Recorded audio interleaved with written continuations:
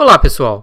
Na primeira parte dessa segunda aula do capítulo 4 do curso de Física 1, vamos utilizar, sobre a forma vetorial, as equações da cinemática deduzidas no capítulo 2, que consideram uma aceleração constante.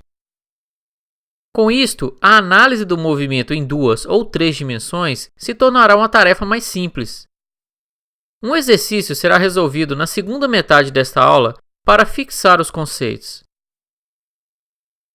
Considere o movimento em 2 dimensões, onde o vetor aceleração se mantém constante, tanto em magnitude quanto na sua direção. Neste caso, o vetor posição é dado pela seguinte equação: vetor posição P igual a posição x vezes a sua componente y, mais a posição y vezes a sua componente j. E o vetor velocidade é dado por vetor velocidade igual a velocidade em x vezes a componente y, mais a velocidade em y vezes a componente j. Vamos trazer a primeira equação da cinemática do capítulo 2, que relaciona a velocidade em função do tempo. Mas agora ela está representada nas 2 dimensões do movimento, no eixo x e no eixo y. Temos então que a velocidade em x é velocidade final em x igual a velocidade inicial em x mais a aceleração em x vezes o tempo. Agora, para analisar o movimento em y, temos uma equação similar, trocando apenas os termos de x por y. Portanto, velocidade final em y igual a velocidade inicial em y mais a aceleração em y vezes o tempo. Desta forma, se substituirmos estas equações no vetor velocidade, que representa o movimento nas 2 dimensões, a equação ficará da seguinte forma: o vetor velocidade final igual a soma da velocidade inicial em x mais a aceleração em x vezes o tempo vezes a componente y, mais a soma da velocidade inicial em y, mais a aceleração em y vezes um tempo, vezes a componente em j. Rearranjando os termos, temos a velocidade inicial em x vezes a componente y, mais a velocidade inicial em y vezes a componente j, mais a aceleração em x vezes a componente y, mais a aceleração em y vezes a componente j, vezes o tempo. Em outras palavras, o movimento bidimensional é representado pelo vetor velocidade final, que é igual ao vetor velocidade inicial, mais o vetor aceleração vezes o tempo. Com esse vetor, é possível analisar o movimento em 2 dimensões.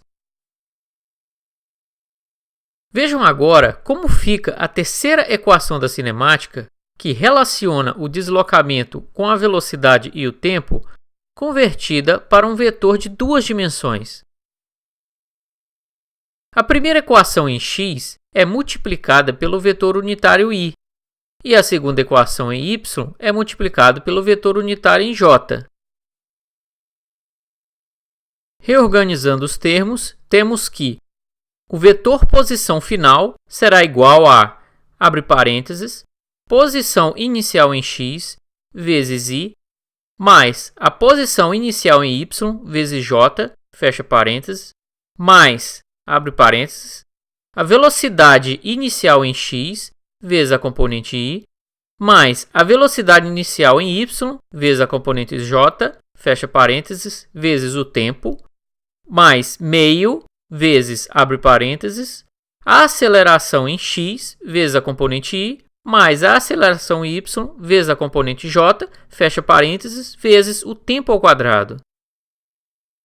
Ou seja, o vetor posição final será igual ao vetor posição inicial, mais o vetor velocidade inicial vezes o tempo, mais meio vezes o vetor aceleração vezes o tempo ao quadrado.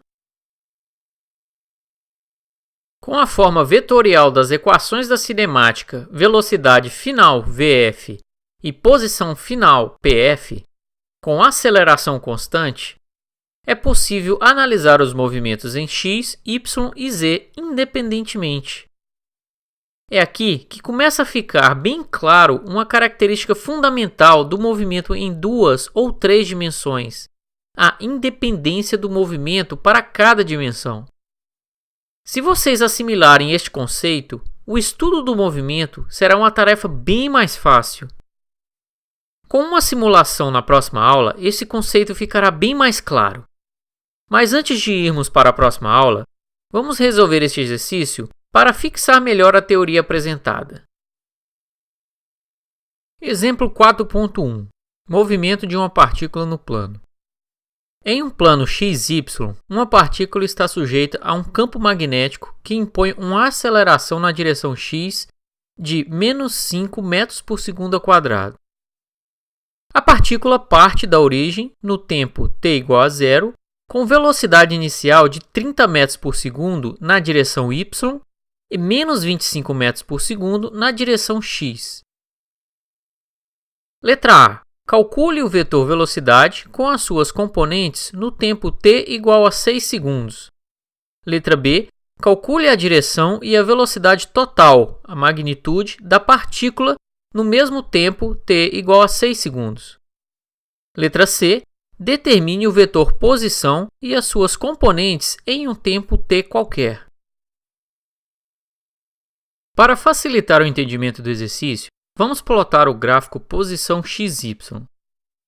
À esquerda está representado o campo magnético negativo, que vai impor uma aceleração de 5 metros por segundo ao quadrado na direção do eixo x negativo, em uma partícula de carga positiva. Com a velocidade inicial de 30 metros por segundo em y e menos 25 metros por segundo em x, como estabelecido no exercício, a partícula vai descrever a seguinte trajetória. No tempo zero, as seguintes componentes Vyi e Vxi representam as respectivas velocidades em x e em y. Percebam como a magnitude das componentes variam ao longo do movimento, representado pelo tamanho da seta. Como não existe aceleração em y, a sua componente permanece constante.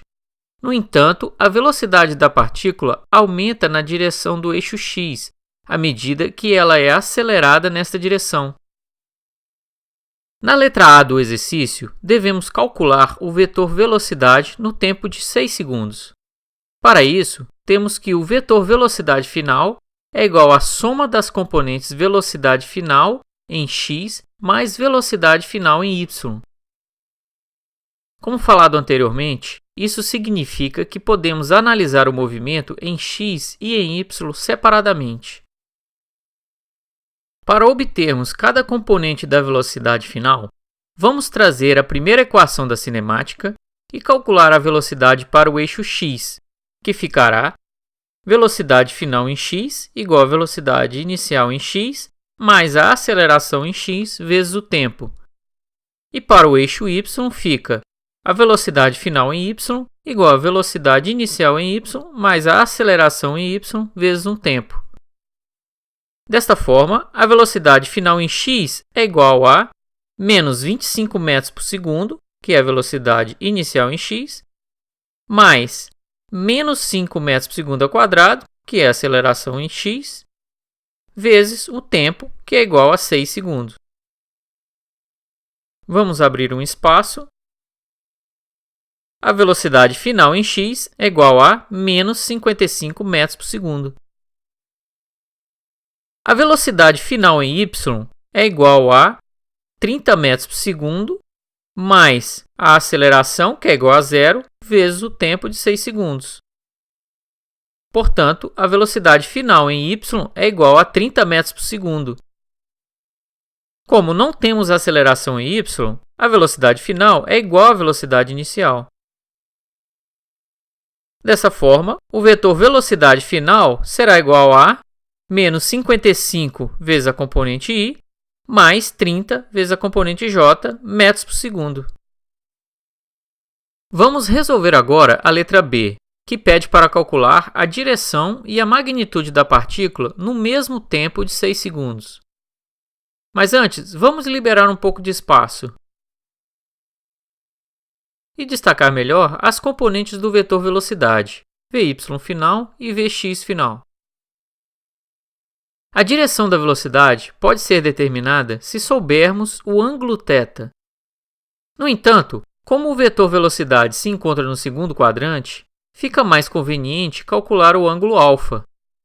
θ será igual a 180 graus menos o ângulo α.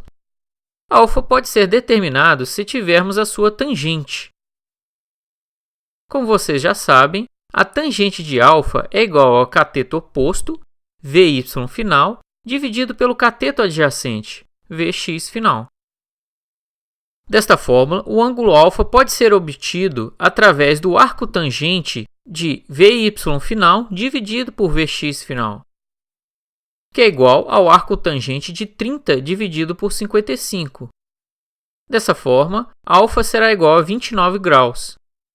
Como θ é igual a 180 menos α, θ será igual a 180 menos 29 graus, que é igual a 151 graus. Para calcular a magnitude do vetor velocidade, basta tirarmos a raiz quadrada da velocidade em x final ao quadrado mais a velocidade em y final ao quadrado, que será igual a raiz quadrada de menos 55 metros por segundo ao quadrado mais 30 metros por segundo ao quadrado. Resolvendo, temos que a magnitude do vetor velocidade será igual a 62 metros por segundo. Na letra C, precisamos determinar o vetor posição com as suas componentes em um tempo t qualquer. Com esta equação, podemos calcular a posição do objeto em qualquer tempo. Vamos trazer a equação da cinemática, que calcula a posição em função do tempo, convertida para o eixo x e para o eixo y. A primeira delas fica x final igual a x inicial, mais a velocidade inicial em x vezes o tempo, mais meio da aceleração em x vezes o tempo ao quadrado. E a segunda, a posição final em y igual a posição inicial em y, mais a velocidade inicial em y vezes o tempo, mais meio da aceleração y vezes o tempo ao quadrado. Do exercício, podemos tirar que no tempo zero, a posição inicial em x é igual à posição inicial em y, que é igual a zero. E a aceleração em y igual a zero. Portanto, vamos eliminar esses componentes das equações. E a posição final em x ficará igual à velocidade em x inicial vezes o tempo mais meio de ax vezes o tempo ao quadrado. A posição final em y ficará igual à velocidade inicial em y vezes o tempo. Calculando, a posição final em x será igual a menos 25 vezes o tempo mais meio de menos 5 vezes o tempo ao quadrado em metros.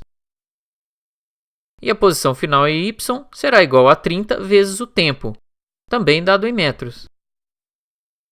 Desta forma, o vetor posição final será igual às componentes da posição final em x vezes y mais a posição final em y vezes j, que será igual a menos 25 vezes o tempo, menos 2,5 vezes o tempo ao quadrado vezes y, mais 30 vezes o tempo vezes j, dado em metros. Com esta equação, é possível determinar a posição da partícula em qualquer tempo. Vamos ficando por aqui com esta aula. Não percam a próxima, onde apresentarei a teoria sobre lançamento de projéteis. Até lá!